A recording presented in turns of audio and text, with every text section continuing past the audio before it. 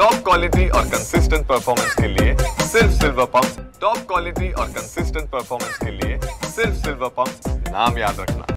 राज्याचे मत्स्य व बंदरे विकास मंत्री नितेश राणे यांच्या संकल्पनेतून कोकणात पहिल्यांदाच सागरी रोरो सेवा जी आहे ती मात्र सुरू होताना पाहायला मिळते। त्याचं काम जे आहे ते मात्र विजयदुर्ग बंदरामध्ये युद्ध पातळीवरती सुरू असताना पाहायला मिळते। अवघ्या गणेश चतुर्थीच्या काळातच ही सागरी रोरो सेवा ती सुरू होणार आहे आणि त्याचं विजयदुर्ग बंदरामध्ये जेटी उभारण्याचं काम जे आहे ते मात्र आता युद्ध पातळीवरती सुरू असताना पाहायला मिळते। लवकरच ही सागरी सेवा गणेश भक्तांसाठी उपलब्ध करून देण्यात येणार आहे।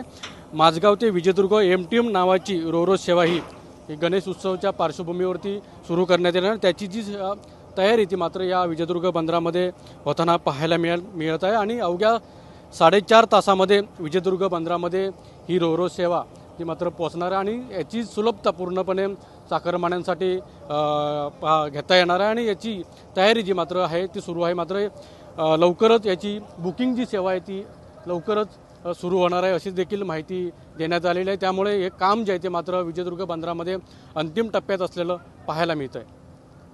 अनंत पाताडे, TV9 मराठी, सिंधुदुर्ग।